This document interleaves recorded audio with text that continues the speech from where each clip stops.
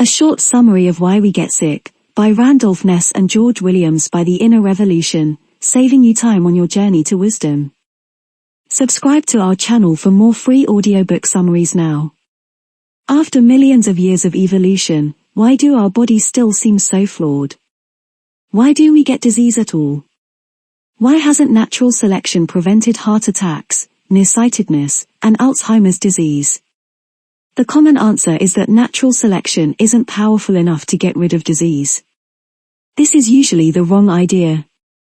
Instead, it's important to realize that the body is a bundle of careful compromises. The reason we have diseases today is that the very things that caused disease were helpful for us at one point, or are still helpful for us in certain situations. In this way, evolutionary medicine seeks to understand why we have disease. Here are 4 principles of evolutionary medicine. 1. Natural selection selects for reproductive fitness. Adaptations that promote reproductive success are selected for, even if they cause disease after the organism reproduces. In other words, anything that kills or debilitates you after you already raise kids to independence is not strongly selected against. Further, genes that increase your lifetime reproduction will be selected for, even if they reduce your longevity or happiness. In an extreme example, Huntington's disease is an intimidating disease. Patients die between ages 40 to 60, and it's autosomal dominant. But because it causes no apparent harm before age 40, all their kids are born, so the disease faces little selection pressure. Genes that promote eating and fat storage may increase survival and thus reproductive fitness, even at the expense of later heart disease. 2. Behaviors that seem entirely harmful may have unobvious benefits that improve fitness. Traits that give an overall fitness advantage, despite increasing vulnerability to some disease, can still be selected for. Physical pain is useful. It signals indicating injury, causes you to withdraw from the injuring agent, and stores painful memories to avoid the behavior that caused the injury. Morning sickness in pregnancy makes the mother avoid risky foods that might contain toxins. This protects the early fetus from toxins when it is most vulnerable. Then, when the fetus has grown and is less susceptible to toxins, morning sickness subsides. Sickle cell allele protects against malaria. 3. Adaptations that might have been helpful in the Stone Age are maladaptive in the modern environment. The modern environment is very different from the environment in which humans evolved over millions of years. Genes that were once helpful may cause disease today. Examples. Genes that make you engorge on foods helped humans survive famine periods. But in today's food-abundant world, this leads to nutritional excess and obesity. Energy conservation and laziness helped us avoid wasteful activity, but today they get us to sit for most of the day. Alcohol addiction was not really a problem until distillation made high-concentration alcohol, and mass markets made alcohol readily available. The trait for alcoholism may have beneficial effects, such as the persistence to seek rewards despite obstacles. Nearsightedness. Even though 20% of humans are nearsighted, this might not have been a problem in the Stone Age. It only appeared when humans started doing close reading. Sadness has the function of stopping you from wasting energy on unlikely goals. For instance, during the Stone Age, you might have received feedback that you're no good at hunting. This would make you sad and reconsider whether you might do better as a gatherer. In the Stone Age, we happily compared ourselves within a tribe of 100. Within this small group of people, you were likely good at something and valued for what you did. This made your life feel purposeful. Now, with the advent of mass media, we compare ourselves to the best of 7 billion other people. You find it harder to be particularly good at anything. Compared to sports stars, beautiful models, and dashing entrepreneurs, you may feel average in nearly all respects, and you see your family and friends as similarly inadequate. 4. Lack of features on our body wish list often stem from trade-offs we're not aware of. When thinking about human health, it's tempting to wish we had near superpowers like immortality or the ability to regenerate lost limbs. However, the body is a careful set of compromises. The body needs to balance functions like reproduction, survival, recovery from damage, energy efficiency, growth, and susceptibility to disease. Why don't we regenerate limbs? This is a balance of utility versus maintenance cost. Natural selection has apparently shown us that this type of repair capability is net negative. For much of human history, losing a limb was likely fatal. A Stone Age man who lost an arm would bleed to death in minutes. If the chance of survival in such a case was low, then there was little point in having the machinery to regenerate limbs. If everyone who had limbs amputated died, then the gene to regenerate arms could not be selected for.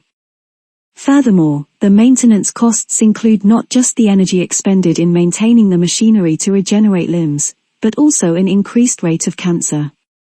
It's dangerous to let mature, specialized tissue have more than the minimum needed capacity to repair likely injuries. Why do we age? Senescence has been stable over time. Over the past centuries, the average human lifespan has increased, but the maximum lifespan has not. Despite all our medical advances, humans cannot live past about 115 years. Theoretically, it would be a huge reproductive advantage to maintain health for more time. Imagine humans who live to be 300 and reproduced for 100 years. Why haven't humans evolved to live longer?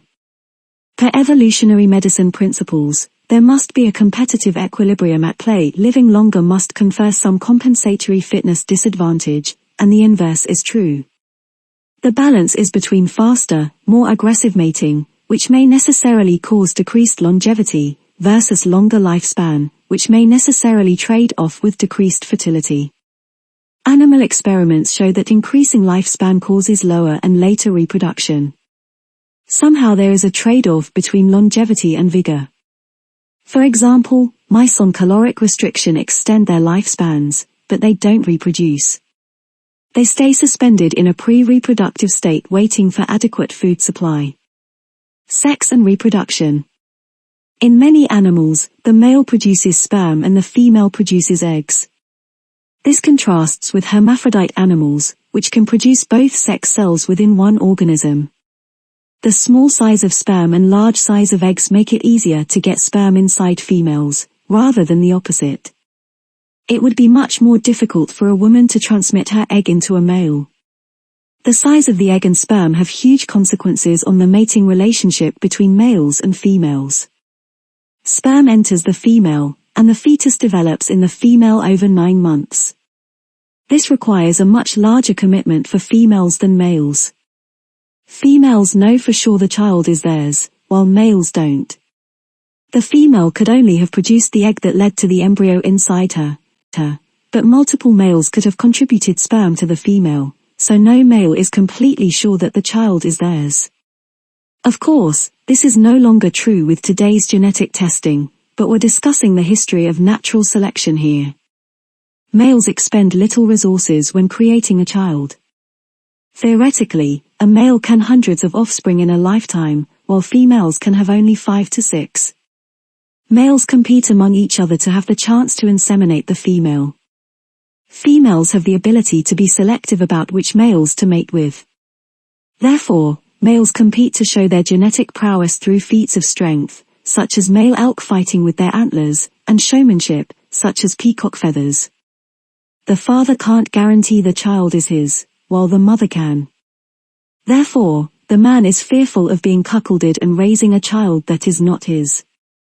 In response, the father shows jealousy and a threat of anger.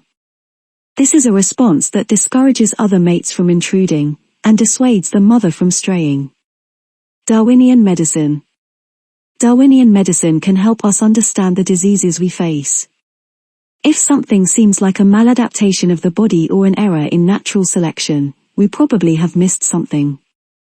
Instead, Darwinian medicine asks questions such as, is this trait of human biology adaptive?